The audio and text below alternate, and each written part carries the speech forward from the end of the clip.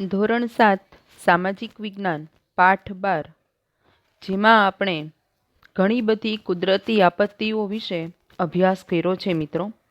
છેલ્લે આપણે દુષ્કાળ વિશે અભ્યાસ કરી ગયા છીએ.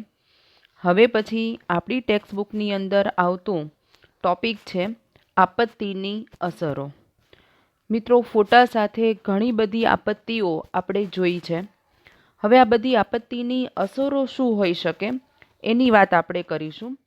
તો સૌપ્રથમ જો વાત કરીએ તો સૌપ્રથમ વાત છે ભૂકંપ, પૂર, સુનામી, વાવાઝોડું જેવી આપત્તિ ભારે પ્રમાણમાં જાનમાલનું નુકસાન કરે છે.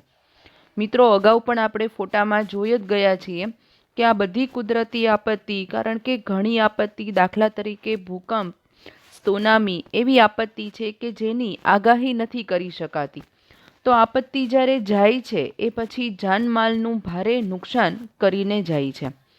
બીજી એની અસર છે આપત્તિગ્રસ્ત ક્ષેત્રોમાં રસ્તા, મકાનો, જાહેર સગવડના મકાનો ફરીથી બંધાતા વર્ષો નીકળી જાય છે.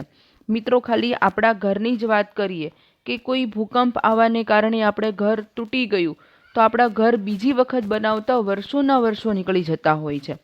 તો આપત્તિગ્રસ્ત ક્ષેત્રોમાં ચાહે પૂર આવ્યું હોય, સુનામી આવી હોય કે ભૂકંપ કે વાવાઝોડું, જેના કારણે જાહેર રસ્તાઓ તૂટી ફૂટી જતા હોય છે, માણસોના મકાનો, જાહેર સગવડના મકાનો જેમ કે ઓફિસો, બેન્કો, કચેરીઓ, આવું ઘણું બધું જાહેર મકાનો જેને કહી શકીએ, આ બધા જ મકાનો પ્રજાની સગવડ માટે બનાવેલા હોય છે અને જે આવી આપત્તિ દરમિયાન તૂટી જતા હોય છે અને ફરીથી બંધાતા એને વર્ષો નીકળી જતા હોય છે.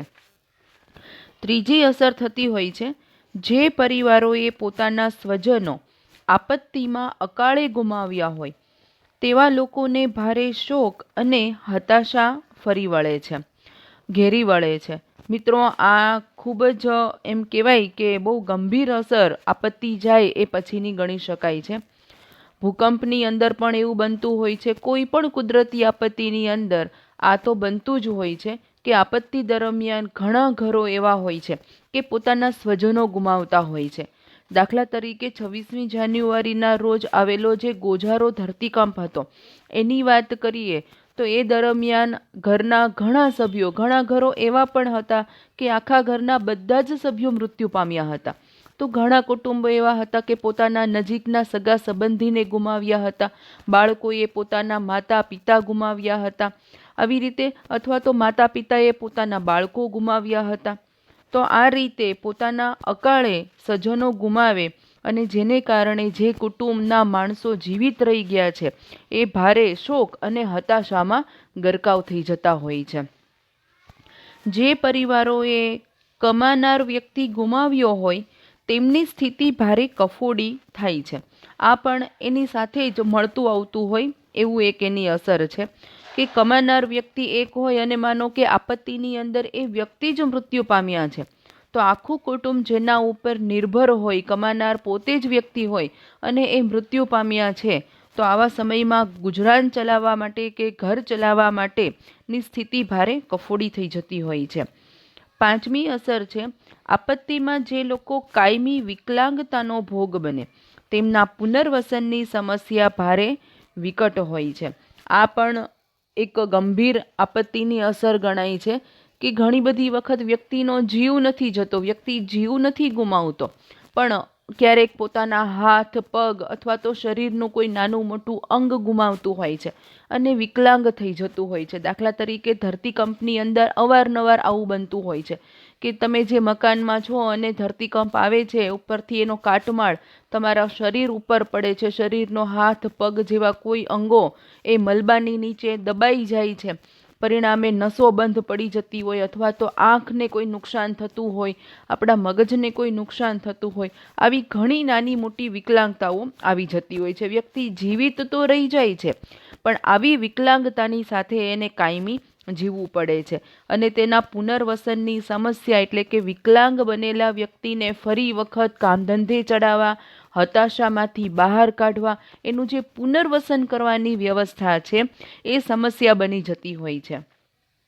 આ પ્રકારની મુખ્ય અસરો જોવા મળે છે. આપત્તિઓની અસરો ઓછા વત્તા અંશે તમામ લોકો પર પડે છે, પણ તેની સૌથી માઠી અસરો ગરીબ માણસો અને અભાવગ્રસ્તો પર વધુ થાય છે. આ પણ એક બહુ જ કહી શકાય એવું છે કે આપત્તિની અસરો તો બધાને થશે, નાના મોટા ધનિક બધાને થશે, પણ એમાં સૌથી વધુ જેને અસર થતી હોય એ હશે ગરીબ માણસો. દાખલા તરીકે અત્યારે મિત્રો કોરોના કાળ ચાલી રહ્યો છે. 2-2.5 મહિના જેવો લોકડાઉનનો સમય જેને જેને પણ પસાર કર્યો, જેમાં ખાસ કરીને કાયમી રોજનું લાવીને રોજનું ખાનારા જે ગરીબ હતા એ માણસોને ખૂબ જ અસર થઈ છે મિત્રો. એના કારણે તે મોટા મોટા અન્ન ક્ષેત્રો ચલાવવામાં આવ્યા હતા, તમે એના સાક્ષી છો. તો ગરીબ માણસોને અને અભાવગ્રસ્તો પર વધુ એની અસર થતી હોય છે, કારણ કે જેની પાસે છે એ લોકો તો પોતાનું જીવન ફરી વખત શરૂ કરી શકશે, કામ ધંધે લાગશે, ફરી આવક મળશે અને ફરીથી કરી શકશે. પણ ગરીબ માણસ કે અભાવગ્રસ્ત વ્યક્તિ ફરીથી આટલું જલ્દી પોતાનું ગુજરાન શરૂ કરી શકતા નથી હોતા. માનવ જીવન પર તેની વિઘાતક અસરો ઓછી કરવા સાવચેતી, લોકજાગૃતિ અને તંત્રને સજ્જ કરવા જેવા પગલાં ભરવાથી તેની વિનાશક તીવ્રતા ઓછી કરી શકાય છે.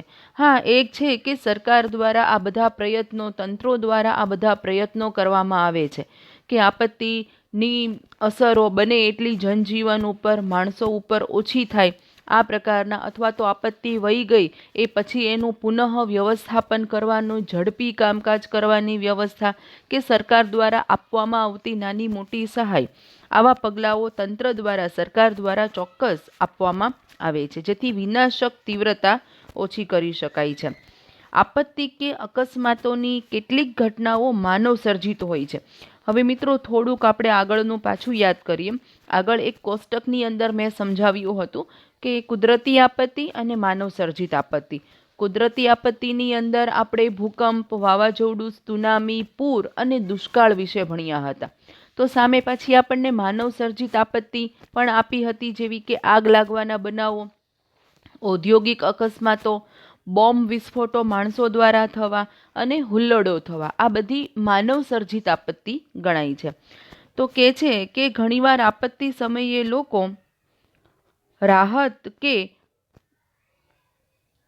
બચાવ કાર્યમાં મદદ થવાના બદલે તે કામગીરીમાં અવરોધ કે વિલંબ થાય તે રીતે વાહનો ઊભા રાખીને મોબાઈલ ફોનથી વિડીયો ઉતારવા માંડે છે. આવું તો મિત્રો તમે પણ ઘણી બધી વખત જોયું હશે. દાખલા તરીકે એક રોડ ઉપર ચાલીએ છીએ આપણે અને અકસ્માત થાય છે અને કોઈ વ્યક્તિ ત્યાં આગળ તડફડિયા મારે છે, તો આવા સમયમાં બહુ ઓછા માણસો એવા હશે કે જે તેની મદદ કરશે, એને ઊભો કરશે. બાકી મોટા ભાગના લોકો શું કરે છે તો કે એનો વિડીયો ઉતારવાનું શરૂ કરે છે. આવું ઘણી બધી વખત બનતું હોય છે. દાખલા તરીકે કોઈ બિલ્ડિંગમાં આગ લાગી તો આગમાંથી બહાર કાઢવાના પ્રયત્નો કરવા અથવા તો તંત્રને જાણ કરવી કે કોઈ મદદ કરવી, એના બદલે બહારથી ઊભા રહી અને આગના વિડીયો શૂટિંગ કરતા હોય છે. તો કે છે કે મોબાઈલ ફોનથી વિડીયો ઉતારવા માંડે છે, જેના લીધે અસરગ્રસ્તોના જીવનનું જોખમ પણ સર્જાય છે. કારણ કે આવા માણસો જે વિડીયો ઉતારે છે એ મદદ તો નહીં કરે, પણ જે મદદ કામગીરી કરતા માણસો હશે એને પણ અવરોધ છે. પરિણામે જે ફસાયેલા લોકો છે, ખરેખર જેને મદદની જરૂર છે, એના જીવનને વધુ જોખમ થશે. આવા સમયે આપણે રાહત અને બચાવ કામગીરીમાં તંત્રને મદદરૂપ થવું જોઈએ, ન કે એને અવરોધરૂપ બનવું જોઈએ. તો મિત્રો આ આપત્તિની અસરો હતી. તમને પરીક્ષામાં પૂછાય તો તમે આ રીતે 1, 2, 3, 4, 5 કરી અને લખી શકો છો. હવે પછીનું આપણું ટેક્સ્ટબુકની અંદર એક તીડની આપત્તિ વિશે છે, જેનો અલગ વિડીયો હમણાં હું બનાવીને તમને આપું છું. આવજો.